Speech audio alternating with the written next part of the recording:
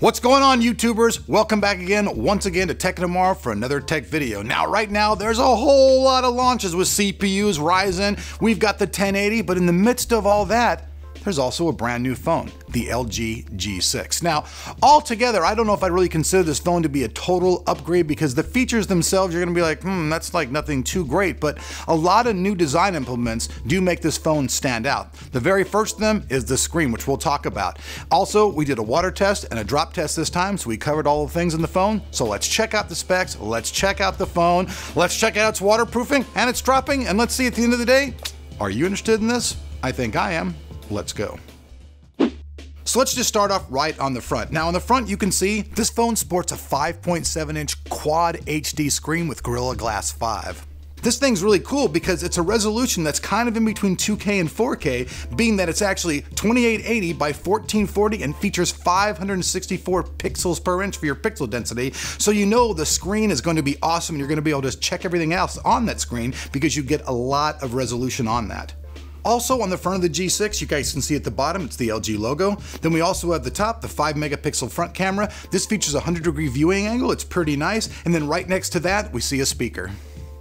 One really nice thing though, however, about the G6 is its bezel. It's very nice, it's very smooth. And if you look at all the other models that they've been releasing, on the back they tended to crush and put everything on the back of the phone. You had your finger reader, you had your camera, you had all your buttons, everything was on the back of the phone. Well, LG's actually changed that now. The design's a little bit different. So to keep the back from being so cluttered on the G6, they've now moved the volume rockers to the left-hand side of the phone.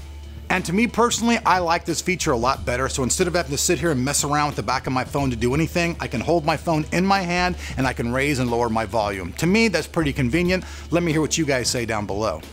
You'll also see on the right-hand side, there's a storage compartment with a little dot at the top. Now this dot is where you insert your tool and you open it up. And then inside then you have room for a micro SD card up to 2 terabytes, and you also have the SIM card in there as well. It's easy to remove and easy to replace. You can also see on the G6 that there are 5 different antenna bands. One located on the left-hand side, 2 on top, 1 on the right-hand side, and then another on the bottom. Now while we're on the bottom of the phone, you guys can see the speaker's located here as well as the microphone, and you also get a Type-C connection for all of your charging. But what's really cool, even though it's made of metal, offers wireless charging. I haven't seen that any other phone before. Usually all the phones that are made of metal you can't wirelessly charge, but the G6, it can be wirelessly charged as well as being charged to that Type-C connection. And you guys can also see on the top there is a headphone jack, so you don't have to worry about wireless. You can plug in or be wireless. The choice is yours. And on the back of the G6, you can see the fingerprint reader, which also doubles as the on and off button. And located above the fingerprint reader are the dual 13-megapixel cameras. And in the center, there's also a nice light for your flash. So that's what the G6 looks like. Aesthetically, I think it's very, very pleasing. It's also very ergonomic for operating. I really like the way that they've moved these buttons to the side for doing the volume. To me, that's a solid plus. But now, let's take a look under the hood and check out the specs. Powering the G6 is a Snapdragon 821 quad-core processor that also features an ADRENO 530 GPU. There are 2 processors running at 2.35 GHz and 2 more running at 1.6 GHz.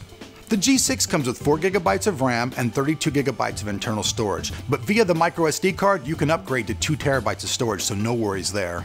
The G6 features a non-removable 3300 mAh battery. Now some people may balk at this and say, that's terrible. I don't know, for me it's okay because with the charging capabilities on the phone that's still going to be okay, because if you need a quick charge you can just use the wireless. Not being removable, I know some people out there can go, oh my god, that's a big deal, but no, is it really? Let me know your opinions down below. I don't know the exact length of how long the battery will last, but I'll bring that to you guys in the full review soon. The LG G6 comes pre-programmed with Android 7.0 Nougat, so for you folks who want the latest and greatest, it's already inside. Like most of the new smartphones that have hit the market, the LG G6 comes with some pretty interesting stuff when it comes to doing all your editing and all your pictures. Now we're going to cover a lot more of that in the review where we can actually touch upon everything, but you guys can see right now for doing your editing and taking your pictures, this phone's pretty cool. It's not as great as a Pixel by no means, but it's still pretty decent and you get the things that you want to do done pretty quickly. Now as far as taking photos go, the camera is very, very easy to use. And with that giant panoramic view that you get, you can take a lot of different things and mix a lot of things together to get cool photography. And if you're wondering, hey, how does that camera work in low light, Elric? Well, check it out. It works great in low light, especially if you're getting attacked by Buddy the dog. One thing that I think users are gonna like though is that all the features that you get for taking photos, you get all of those same features for doing video.